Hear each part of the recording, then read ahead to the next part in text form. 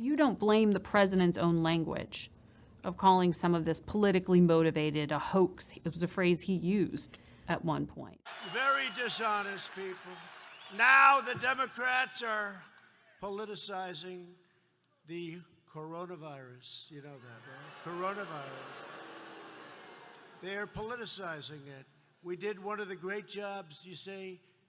Some people felt you became an apologist for President Trump. They look at that moment in the briefing room. You know the one I'm talking about, when he came out and he talked about injecting bleach, and you were sitting there and he looked at you and he asked about ultraviolet light and heat. Deborah, have you ever heard of that?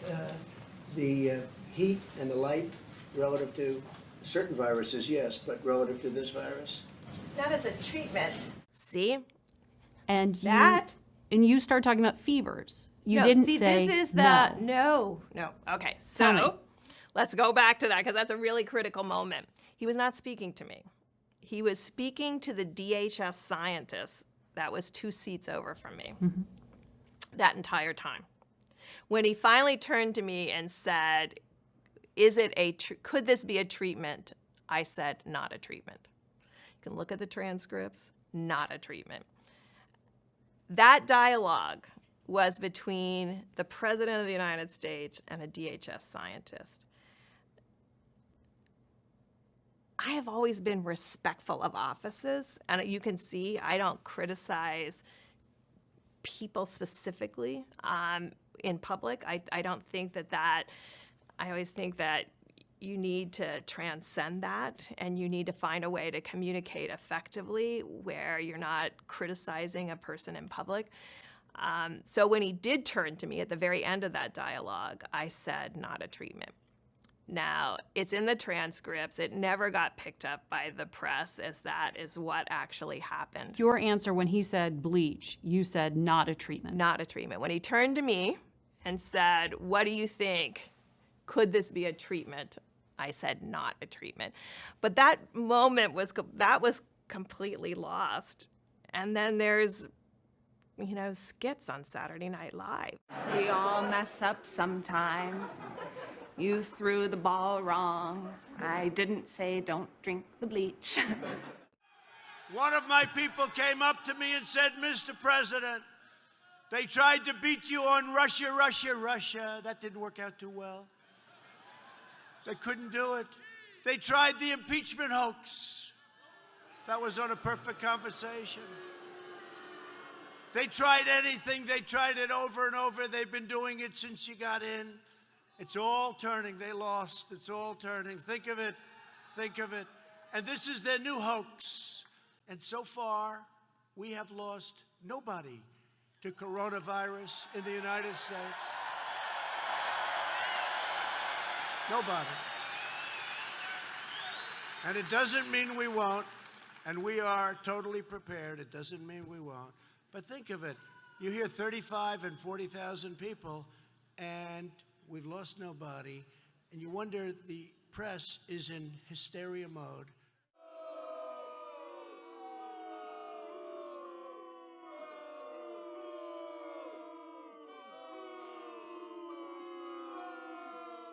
We are really, you take a look, magnificently organized with the best professionals in the world. We're prepared for the absolute worst. You have to be prepared for the worst, but hopefully it will all amount to very little.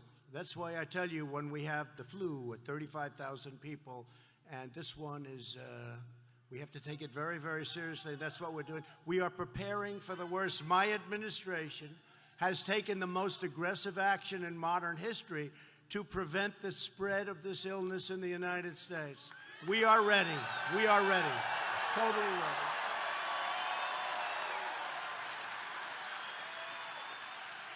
On January 31st, I ordered the suspension of foreign nationals who have recently been in China from entering the United States. An action which the Democrats loudly criticized and protested, and now everybody's complimenting me, saying, thank you very much, you were 100% correct. Could have been a whole different story. But I say, so let's get this right. A virus starts in China, bleeds its way into various countries all around the world, doesn't spread widely at all in the United States because of the early actions that myself and my administration took against a lot of other wishes. And the Democrats' single talking point, and you see it, is that it's Donald Trump's fault, right? It's Donald Trump's fault. No, just things that happen. But you know what? This does show you, things happen. Whoever thought of this 2 weeks ago? Who would have thought this could be going on 4 weeks ago? You wouldn't. But things happen in life, and you have to be prepared, and you have to be flexible, and you have to be able to go out and get it. And my guys, we have the best professionals in the world, the best in the world, and we are so ready. At the same time that I initiated the first federally mandated quarantine in over 50 years, we had to quarantine some people. They weren't happy. They weren't happy about it. I want to tell you, there are a lot of people that are not so happy, but after 2 weeks, they got happy. You know who got happy? The people around them got happy. That's who got happy. I also created a White House virus task force. It's a big thing, a virus task force. I requested $2.5 billion to ensure we have the resources we need. The Democrats said, that's terrible. He's doing the wrong thing. He needs $8.5 billion, not $2.5. I've never had that before. I asked for $2.5. They want to give me $8.5. So I said, I'll take it. Does that make me a bit? I'll take it. I'll take it. I never had that before. I never had it. We want $2.5 million. That's plenty. We demand you take $8.5. He doesn't know what he's doing. We want $8.5. These people are crazy. We must understand that border security is also health security.